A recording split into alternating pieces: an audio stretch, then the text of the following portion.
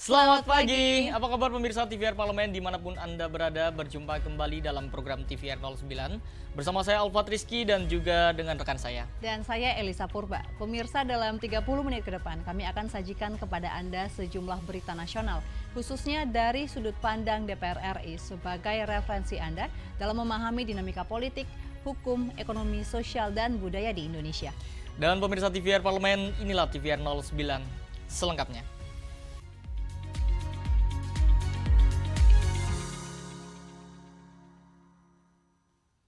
Pemirsa, seperti yang kita ketahui, angka golput dalam Pilkada serentak 2024 tinggi. DPR RI mendesak penyelenggara pemilu segera melakukan evaluasi menyeluruh, termasuk merencanakan revisi Undang-Undang Pemilu dan Pilkada.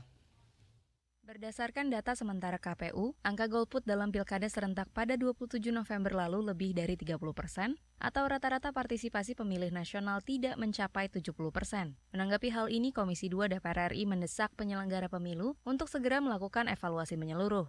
Ketua Komisi 2 DPR RI Rifki Nizami Karsayuda menduga hal ini terjadi karena pelaksanaan pemilihan presiden, pemilihan legislatif, serta pilkada serentak digelar di waktu yang berdekatan. Menurutnya, Komisi 2 DPR RI akan mengkaji dan mengevaluasi secara mendalam, termasuk merencanakan revisi Undang-Undang Pemilu dan Pilkada. Ini akan menjadi evaluasi dan kajian Komisi 2 DPR RI untuk melihat bagaimana sistem pemilu dan ketatanegaraan kita bisa kita susun dengan lebih baik. Apakah misalnya jadwal pilkada yang terlalu dekat dengan pileg dan pilpres itu juga harus kita evaluasi. Sistem pencalonan yang mohon maaf mengharuskan anggota DPR, DPD, DPRD Provinsi Kabupaten Kota yang ingin mencalonkan diri kembali di dalam pilkada itu harus mundur terlebih dahulu atau tidak, sehingga kemudian input kandidasinya menjadi terbatas. Itu juga akan kita evaluasi dan itu akan menjadi bahan Komisi 2 DPR RI untuk melakukan revisi terhadap Undang-Undang Pemilu dan Pilkada. Yang kami rencanakan, kita akan membentuk Omnibus Law politik, di mana di dalamnya ada bab tentang pemilu, pilkada, ada bab tentang partai politik, tentang hukum acara pemilu, dan seterusnya. Angka golput dicatat tinggi di sejumlah daerah, mulai dari Sumatera Barat, Sumatera Utara, Jawa Barat, Jawa Timur, hingga Jawa Tengah. Sementara itu, Jakarta mencatatkan rekor angka golput tertinggi sepanjang sejarah dan tertinggi di Pulau Jawa, yaitu sebesar 42,07%. Rifki dan Ade, TVR Parlemen melaporkan. Pemirsa, belakangan banyak kasus yang melibatkan oknum Polri. Merespon hal ini, anggota Komisi 3 DPR RI menilai sudah saatnya Kapolri lakukan evaluasi internal Polri secara menyeluruh, terutama mengenai penggunaan senjata api oleh personel kepolisian. Komisi 3 DPR RI mengkritisi banyaknya kasus yang melibatkan oknum kepolisian, mulai dari kasus ketidaknetralan dalam pemilu hingga kasus kekerasan yang menjatuhkan korban jiwa. Beberapa waktu lalu, Kabak Ops Solok Selatan menembak seorang perwira polisi yang sedang berupaya mengungkap praktik tambang ilegal. Yang terbaru, Aibda Robik diduga menembak seorang siswa SMK Negeri 4 Semarang yang hendak tawuran tanpa memberikan peringatan. Anggota Komisi 3 DPR RI Iwayan Sudirta mengatakan, sudah saatnya Kapolri mengevaluasi internal Polri secara menyeluruh, terutama mengenai penggunaan senjata api oleh personel kepolisian. Menurutnya, aturan penggunaan dan pengelolaan senpi sudah tepat, namun perlu pengawasan ketat dalam implementasinya. Ia berharap Kapolri menjadikan momentum ini untuk menjaga kepercayaan publik pada institusi kepolisian. Kalau kita boleh berkaca pada situasi akhir-akhir ini, apa yang menjadi tugas pokok ke dalam, evaluasi ke dalam? Yang paling mendesak adalah dua, Pak. Pertama, soal kekerasan. Mudah-mudahan ini jadi momentum, besok tidak ada kekerasan lagi. Tidak ada lagi polisi nembak nembak masyarakat. Yang kedua, dalam sebuah kejadian selalu ada hikmah. Baru-baru ini melalui pemilu-pemilu, kita sangat berat meyakinkan masyarakat bahwa bagaimana polisi harus independen. Tapi kan aspirasi terus-menerus datang. Dengan izin ketua, kewajiban kami adalah aspirasi yang kami dapat kami sampaikan kepada saudara-saudara kepolisian, khususnya Pak Kapolresta. Lebih lanjut, DPR mendorong Polri melakukan pengawasan berkala terhadap mekanisme penggunaan senpi oleh personel kepolisian, serta mengkaji ulang instrumen tes psikologi untuk mendapatkan izin kepemilikan dan penggunaan senjata api. Andri Triana, TVR Parlemen melaporkan. Pemirsa, kasus kekerasan di satuan pendidikan terus mengalami kenaikan. DPR RI mendorong satuan pendidikan perkuat pendidikan karakter dan juga pembatasan gadget pada anak. Dan kami hadirkan informasinya usai jeda. Tetaplah di TVR 09.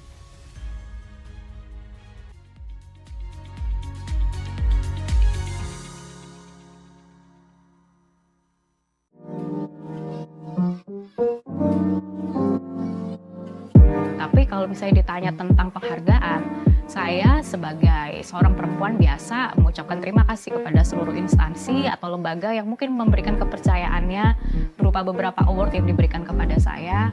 Saya ucapkan terima kasih, namun sekali lagi saya tidak melihat apakah penghargaan ini sesuatu yang membuat saya cukup bangga dengan pencapaian saya. Nah, pengalaman yang saya dapatkan dari kesempatan beasiswa tersebut itu membuat saya punya perspektif lain sebagai bangsa Indonesia.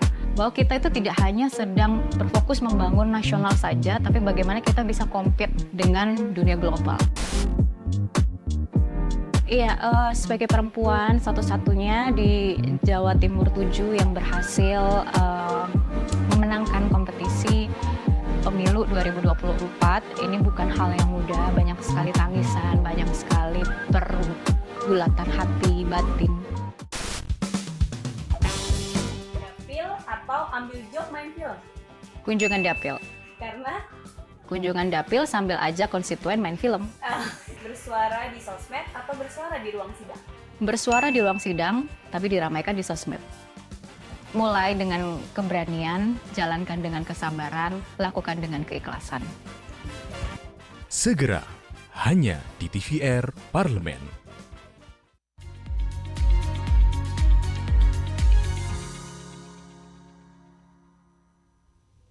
Anda masih menyaksikan TVR 09. Pemirsa, anggota Komisi 10 DPR RI Ledia Hanifa menekankan pentingnya pendidikan karakter untuk ditanamkan kepada setiap siswa-siswi sebagai panduan dalam bersikap dan berperilaku sehari-hari.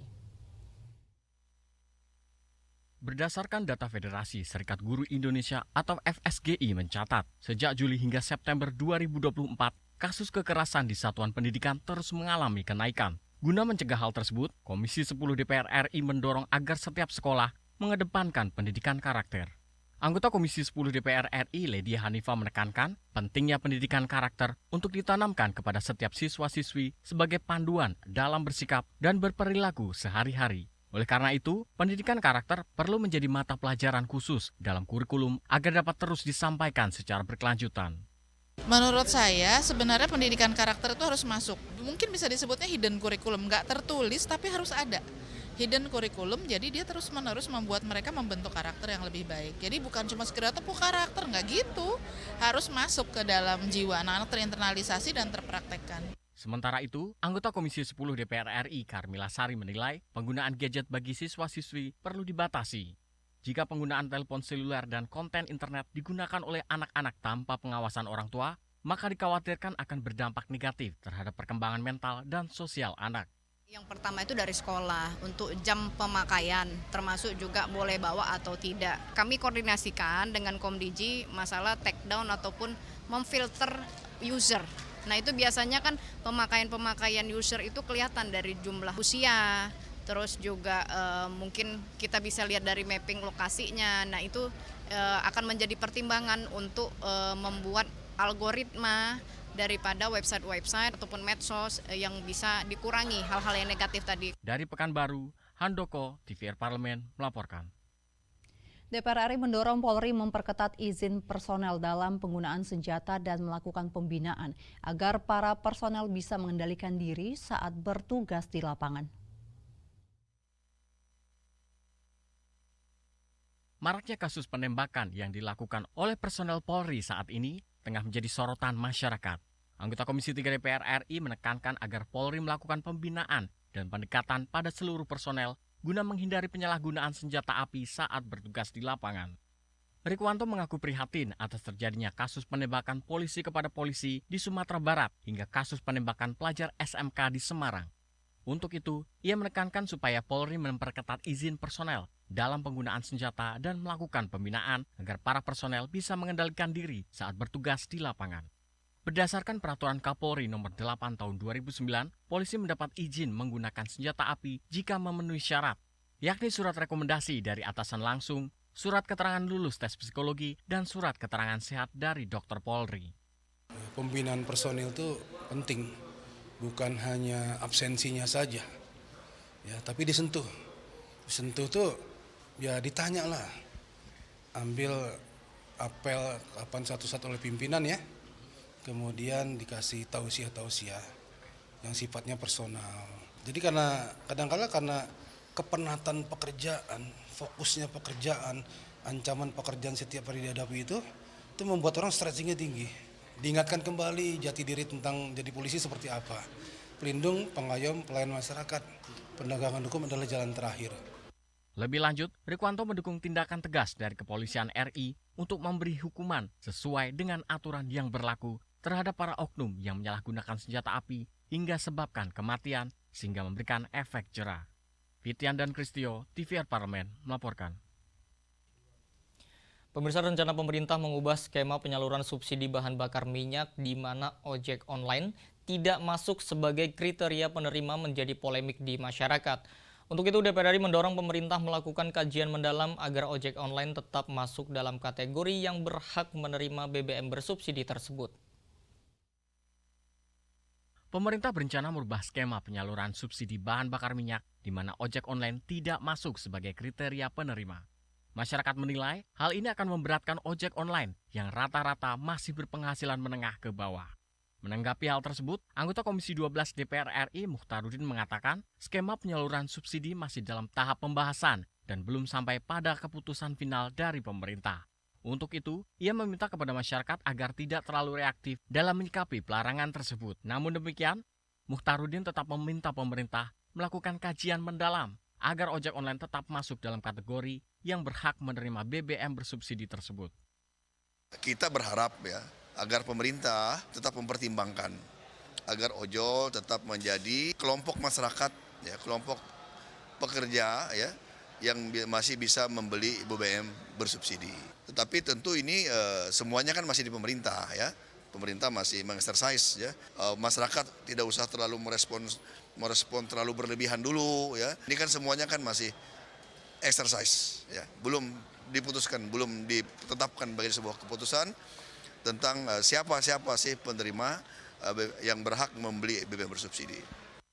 Lebih lanjut, Mukhtaruddin menambahkan penggunaan BBM bersubsidi sangat perlu diatur dan dibatasi guna menekan angka impor minyak dan memberikan bantuan BBM kepada masyarakat dengan ekonomi lemah sesuai dengan DTKS dan juga UMKM.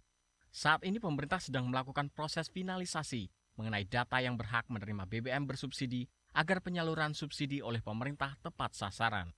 Bondan dan Dwi, TVR Parlemen, melaporkan. Pemirsa, DPR RI mendorong pemerintah memastikan keamanan dan kenyamanan sektor transportasi jelang libur Natal dan Tahun Baru.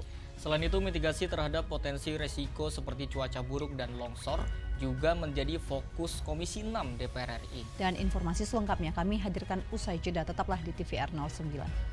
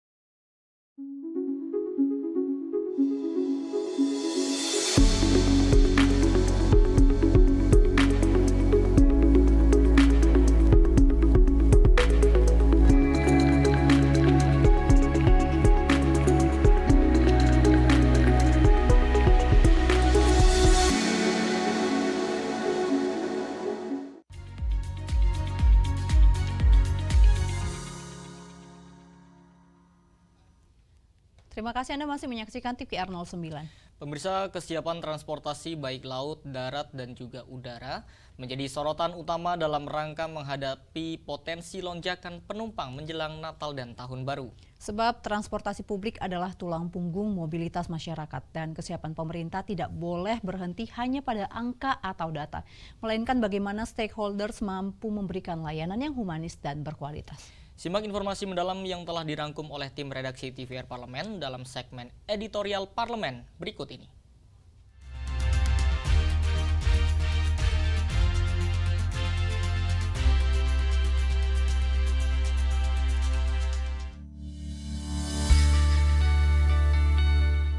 Menjelang libur Natal 2024 dan Tahun Baru 2025, pemerintah harus memastikan keamanan dan kenyamanan sektor transportasi.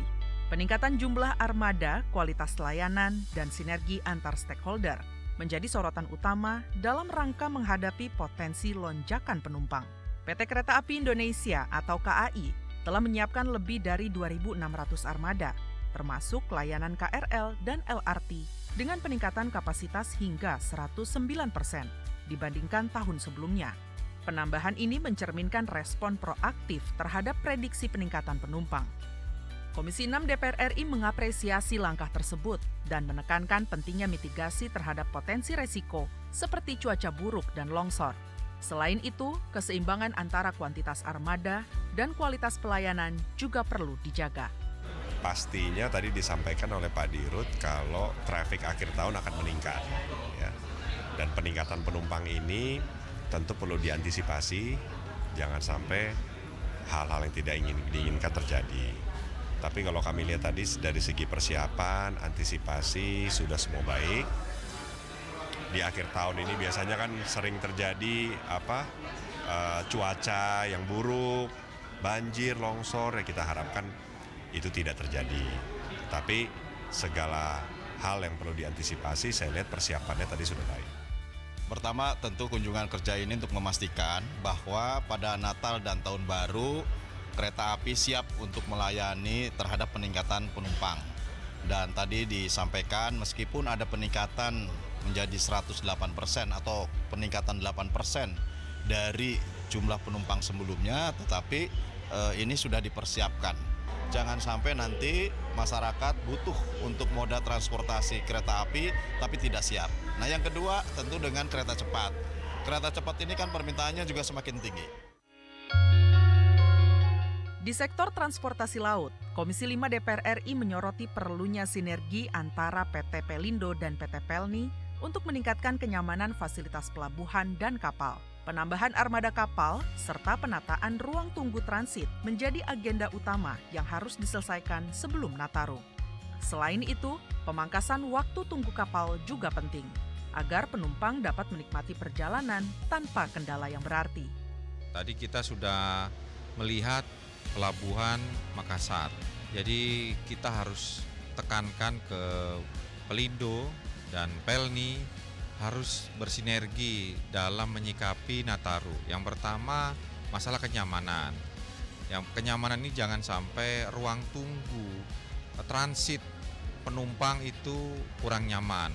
Yang kedua, waktu tunggunya antar kapal ini jangan terlalu lama. Sementara itu, di sektor udara, Injourney Group bersama maskapai seperti Garuda Indonesia telah menunjukkan kesiapan optimal. Penambahan armada pesawat serta pemanfaatan fasilitas jemaah haji yang sudah siap untuk digunakan terlebih dahulu dalam pelayanan Nataru adalah langkah strategis. Selain itu, dukungan dari Airnav dalam mengantisipasi cuaca buruk juga menjadi aspek penting guna memastikan kelancaran operasional. Alhamdulillah, baik dari Injourney ya dalam hal ini berkaitan dengan masalah persiapannya seperti apa, dan alhamdulillah mereka lebih siap, dan apalagi kedepannya 2025 sudah banyak perubahan-perubahan yang signifikan, bukan hanya untuk persiapan tahun baru saja, tapi juga persiapan untuk Lebaran ya, Ramadan, dan bahkan juga sudah mulai ada pembaruan kaitan dengan di Terminal 3 dan Terminal 2. Momentum Natal dan Tahun Baru adalah momen kebatinan dan merupakan waktu berharga bagi masyarakat untuk berkumpul dengan keluarga. Karena transportasi publik adalah tulang punggung mobilitas masyarakat, kesiapan pemerintah tidak boleh berhenti hanya pada angka atau data, melainkan bagaimana stakeholder mampu memberikan layanan yang humanis dan berkualitas.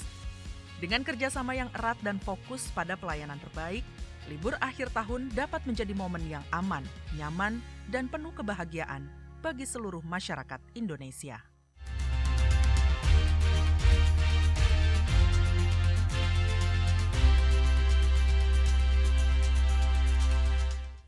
Alfa, tentu kamu setuju dong kalau misalnya itu menanti waktu santai bersama keluarga di akhir pekan ini menjadi momen yang paling dinantikan oleh sebagian besar orang. Betul, apalagi kalau misalkan sudah weekend, mungkin banyak rencana keluar kota, kemudian juga jalan-jalan bersama keluarga, atau sudah merencanakan ke mall. Tapi ada satu jalan-jalan yang tentu pagi-pagi menyehatkan, walaupun bagi para pemirsa yang susah bangun pagi nih, ini bisa dicoba untuk berkunjung ke salah satu alun-alun, yaitu yang ada di Kota Bogor nih. Tentunya pemirsa, kami hadirkan informasinya, jangan kemana-mana, tetaplah di TVR 09.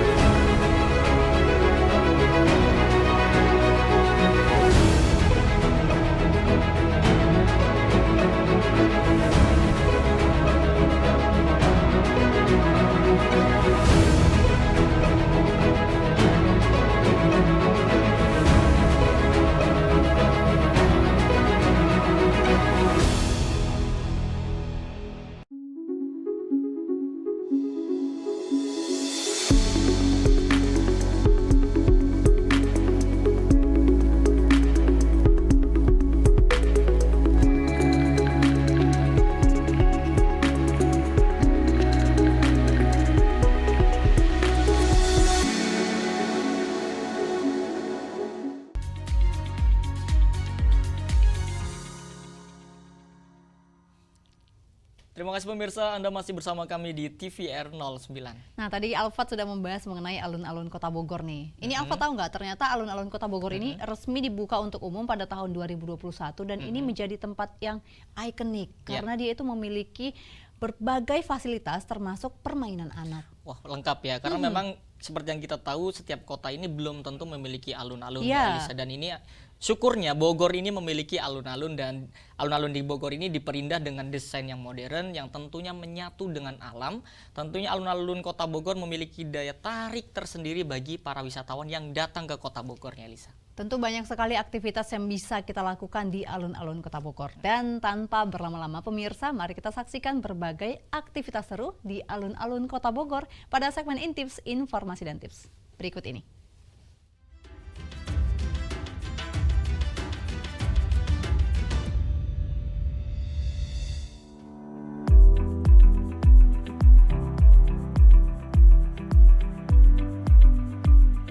Akhir pekan menjadi waktu yang paling dinantikan oleh banyak orang. Setelah seminggu penuh beraktivitas, momen ini menjadi kesempatan emas untuk melepas penat dan mengisi ulang energi. Berbagai aktivitas menarik bisa dilakukan untuk menikmati akhir pekan, mulai dari bersantai di rumah, menjelajahi tempat-tempat baru, hingga menghabiskan waktu bersama orang-orang terkasih. Bagi pemirsa yang tinggal di Bogor atau sedang berkunjung ke Kota Bogor, akhir pekan tak akan terasa membosankan. Bogor memiliki banyak taman kota yang indah dan asri. Salah satunya adalah alun-alun Kota Bogor. Alun-alun Kota Bogor ini mempunyai lokasi yang sangat strategis, terletak di Jalan Kapten Muslihat, Kota Bogor, tepat di samping Stasiun Bogor. Jika ingin berkunjung ke sini, pemirsa dapat langsung masuk ke alun-alun Bogor setelah keluar dari Stasiun Bogor lewat pintu timur stasiun. Tempat ini bukan hanya sekedar ruang terbuka hijau, namun juga menjadi ikonik dengan sejarah dan keindahannya yang khas. Berada di pusat kota, alun-alun Kota Bogor menawarkan suasana yang tenang dan nyaman, jauh dari hiruk-pikuk perkotaan. Menikmati akhir pekan di alun-alun Bogor bisa menjadi pilihan yang tepat. Pemirsa bisa bersantai di bawah rindangnya pepohonan, membaca buku favorit, atau sekedar menikmati pemandangan sekitar. Taman ini sering menjadi tempat berkumpulnya komunitas, seperti pecinta fotografi, seniman jalanan, atau kelompok musik. Dengan mengunjungi alun-alun Kota Bogor, pemirsa tidak hanya akan mendapatkan relaksasi yang dibutuhkan, tetapi juga bisa berinteraksi dengan orang-orang baru dan menemukan pengalaman yang berkesan. Bagi pemirsa yang membawa anak kecil, tidak perlu khawatir. Alun-alun Kota Bogor ini juga mempunyai area bermain anak seperti perosotan dan ayunan. Di alun-alun ini juga terdapat jalur jogging, cocok sekali untuk kalian yang ingin berlari di pagi hari maupun sore hari. Dikelilingi pepohonan yang hijau tentunya membuat joggingmu terasa menyenangkan. Selain itu, di alun-alun ini dilengkapi dengan berbagai peralatan fitness outdoor yang dapat digunakan untuk melakukan berbagai jenis latihan, seperti pull-up bar, parallel bars, sepeda statis, dan masih banyak lagi. Dengan begitu, pemirsa bisa berolahraga sambil menikmati suasana alam terbuka.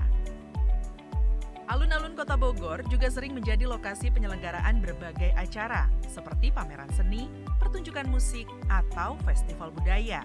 Dengan begitu, pemirsa tidak akan pernah kehabisan aktivitas menarik nih untuk dilakukan di taman ini. Salah satu daya tarik utama alun-alun Kota Bogor adalah suasana sejuknya. Kota Bogor yang dikenal sebagai kota hujan, membuat udara di sekitar taman ini selalu terasa segar. Pemirsa bisa membawa bekal makanan dan minuman untuk piknik bersama keluarga atau teman-teman. Jangan lupa ya pemirsa, membawa kamera untuk mengabadikan momen-momen indah di alun-alun Bogor. Di alun-alun ini, pemirsa juga bisa bersantai sambil kulineran loh. Di sini pemirsa bisa menemukan berbagai macam jajanan tradisional hingga makanan kekinian dengan harga yang ramah di kantong. Mulai dari pedagang kaki lima hingga restoran dapat kalian temui di sekeliling alun-alun Kota Bogor. Jadi pemirsa nggak perlu takut kelaparan pada saat bersantai di alun-alun ini. Tunggu apa lagi? Ajak keluarga atau teman dekat Anda untuk menghabiskan akhir pekan yang menyenangkan di alun-alun Kota Bogor.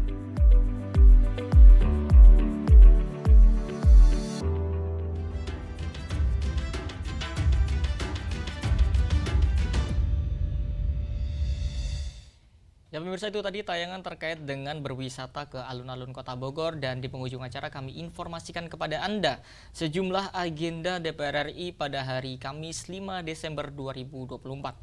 Setelah TVR 09 sekitar pukul 9.30 waktu Indonesia Barat akan dilaksanakan rapat paripurna DPR RI dengan agenda penyampaian laporan fit and proper Capim KPK serta pidato penutupan masa sidang DPR RI. Dan pemirsa, sejumlah agenda serta program DPR RI lainnya masih dapat Anda saksikan secara langsung di TVR Parlemen.